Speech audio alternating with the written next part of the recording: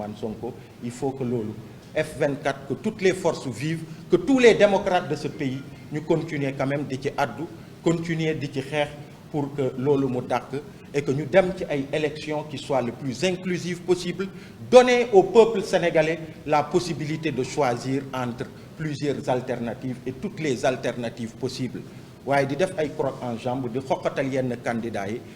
loolu du dëgg du yoon sénégalais yi ànduñ ci ñu ngi ciy xeex boobu ba tey il faut que xeex boobu mu wéy ndax président Macky Sall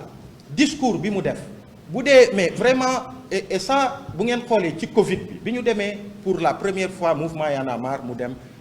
wuyu ji président Macky Sall au niveau du palais présidentiel li ñu ko waxoon mooy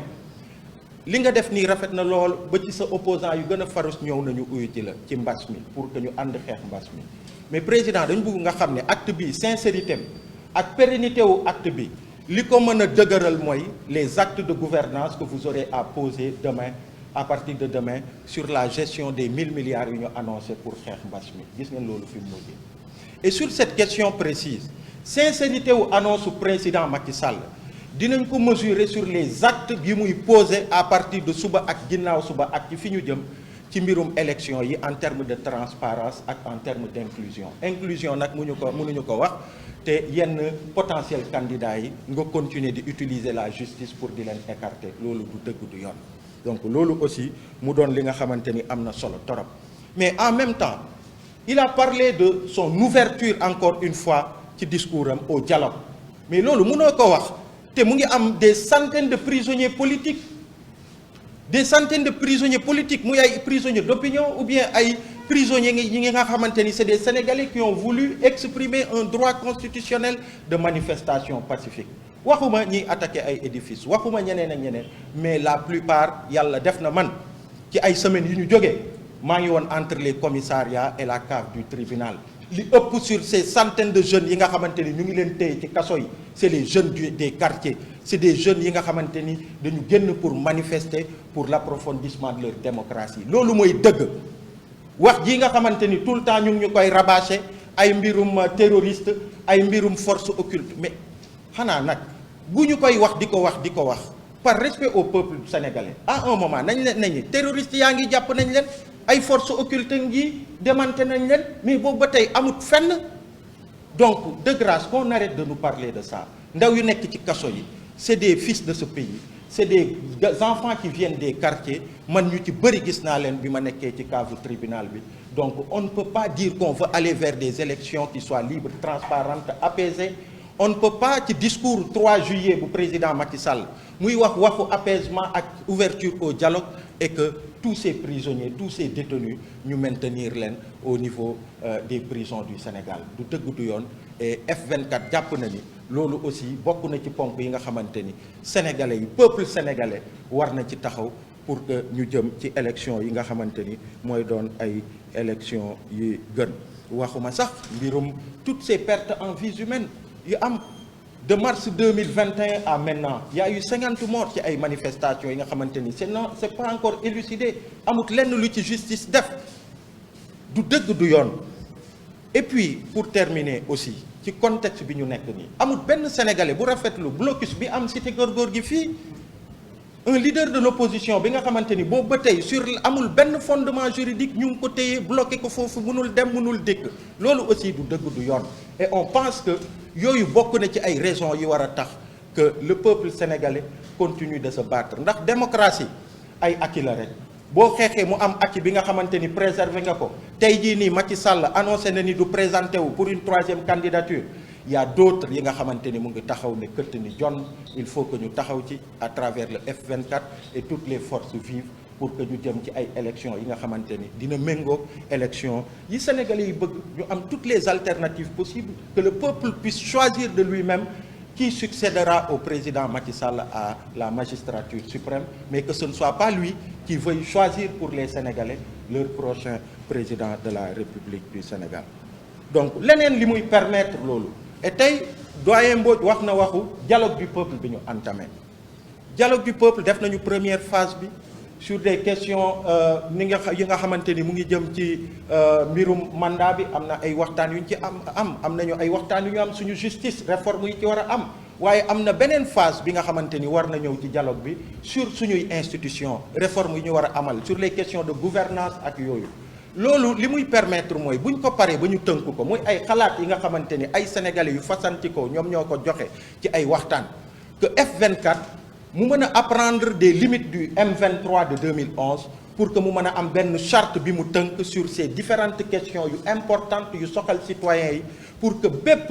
homme politique bi nga xamante ni yaa ngi biir F24 nga bëgg a briguer le suffrage des Sénégalais en février 2024 que charte boobu nga mun ko xaatim engagé wu à ce que yenn réformes yi boo ñëwee rek nga mun ci jublu boo ñëwee sur les 100 premiers jours d'ailleurs de ton arrivée nga xam fi la Sénégalais yi di xaaree que nga mën a def liggéey bi war pour que Sénégalais yi ñu mun ci gis seen bopp. donc loolu aussi bokk na ci liggéey yi nga xamante ni F24 mu ngi ci te dina ko matérialiser incha allah ci fan yi di ñëw. pour terminer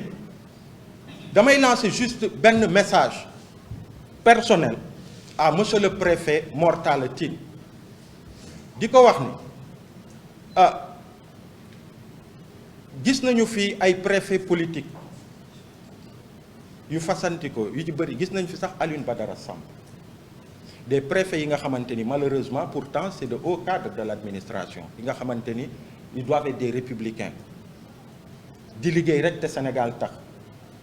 tëddee njaaxaanaay mais malheureusement gis ngeen boobu ba tey ñu ngi xeex pour yenn actes yi par rapport à la liberté de marche par rapport à l'arrêté Ousmane Ngom bi nga xamante ni ça refuse à des citoyens ñu mën a am ay marches pacifiques ci yenn zone Dakar yi notamment en centre-ville.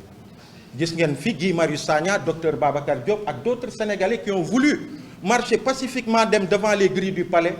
pour yeggee seen jooyu xol le chef de l'État bi nga xam mooy président Macky Sall gis ngeen li leen ci fekk c'est des mois de prison. gis ngeen le préfet Mor Talla Tine tous les refus VDN place de la nation ak feneen ay citoyens sénégalais parce que kaddu yi ñuy jibal arrangé wul nguur gi ñu leen di bañal mais xool leen démb li xew ça a heurté la dignité de bon nombre de Sénégalais. On parle de l'arrêté Ousmane Ngom xaw ma kañ la Sénégalais yi gëj a am manifestation pacifique ou bien sax seen mbégte ñu mun di ko fësal ci yenn zone Dakar yi notamment en centre-ville boulevard de la République mais xool leen li xew démb au nom de quoi yenn Sénégalais yi ils ont le droit d'aller sur le boulevard de la République di manifester en tout cas mu am ay attroupement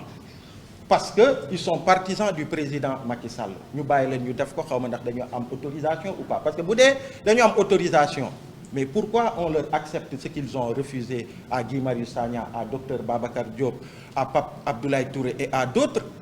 bu dee dañu leen ko bañal pourquoi répression bi nga xamante ni teg nañ ko activistes yi di ko teg homme politique yi ak yeneen sénégalais yu farul ak Macky Sall kenn tegu leen ko démb. Je dis honte au préfet. Donc ça c'était un message que je voulais adresser au préfet Mor Talla Tine pour wax ko ni sur ça il n'a pas été à la hauteur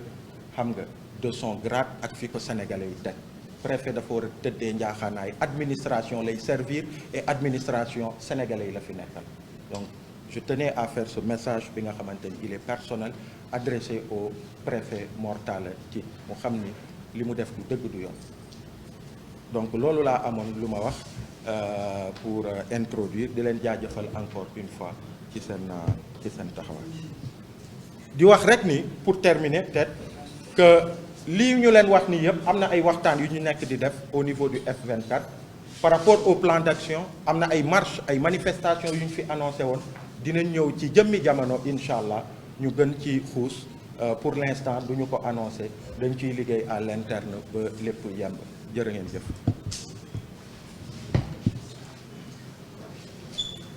jërëjëf Aliou Sané ci kàddu yi defe naa leer na sénégalais yi yëpp ñi nekk biir Sénégal ak ci diaspora bi xam F24 ci lan lay dox ak ci lu mu jublu pour rek ñu sauvegarder maanaam lépp lu ñu am comme acquis en termes de démocratie. léegi nag dinañ jox kàddu gu journalistes yi ma leen di ñaan rek ñu def ko de façon très professionnelle. Vous levez la main, vous donnez votre organe de presse et vous posez votre question. Et on va prendre une série de 5 questions, on va répondre et puis on va revenir. Donc si quelqu'un veut poser... Oui, c'est quel organe? Public SN. Oui. votre question. Voilà, par rapport à dialogue national bi dañu am benn conclusion bu def président de la République jël benn conseil des ministres adopté ko war a discuter à l'Assemblée nationale yéen ngeen def dialogue bu peuple est-ce que am ngeen ay conclusion yoo xamante ni dina am impact ci liggéey bi def war ko exécuter rek ma jëfe na laaj wala waaw mën nañu ko def benn rek après ñu ñëwaat. voilà jërëjëf beneen organe bu bëgg a laajte en français ou en wolof vous êtes libre de votre choix kon ñëwaatal sa deuxième. sama deuxième laaj bi sa lancement bi si manifestation bi amoon na y a des acteurs politiques fi nekkoon tey président de la République Macky Sall renoncé na sa troisième mandat ndax am nga satisfaction par rapport ak renonciation bi ci xamante def ko ci malgré président yëpp ko def yéen troisième question bi mooy nit ki yéen da ngeen nekk appliqué sur si ngeen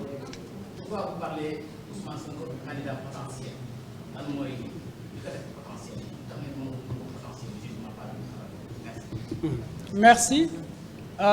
est-ce que am na keneen ku bëgg a am lu muy laaj oui organe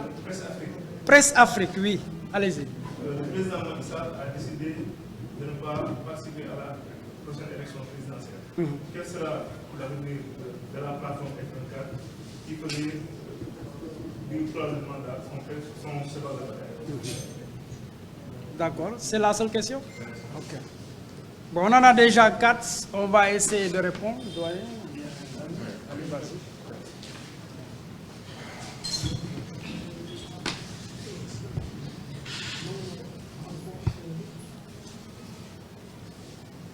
alors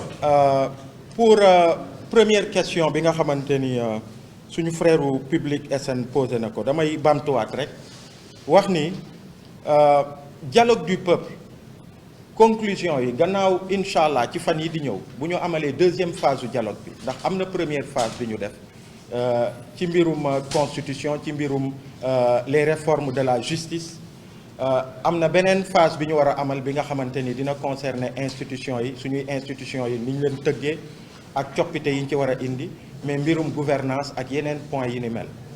bu ñu paree ci loolu dinañu jébbal incha allah askanu Sénégal conclusion yi nga xamante ni jëlee nañ ko ci dialogue du peuple boobu mais li ma ci mën a wax aussi pour dolli mooy dialogue du peuple bi conclusion yi ça vise le prochain président du Sénégal parce que on a appris du M23 bi nga xamante ni mu doonoon kuréel bu regroupé politique yi société civile ak ñeneen ñu xeex ba président Macky Sall mu bénéficier de cette lutte là ñu tabb ko mais amut woon lenn li ko contraindre venant du cadre M23 bi mu jógee en termes d'engagement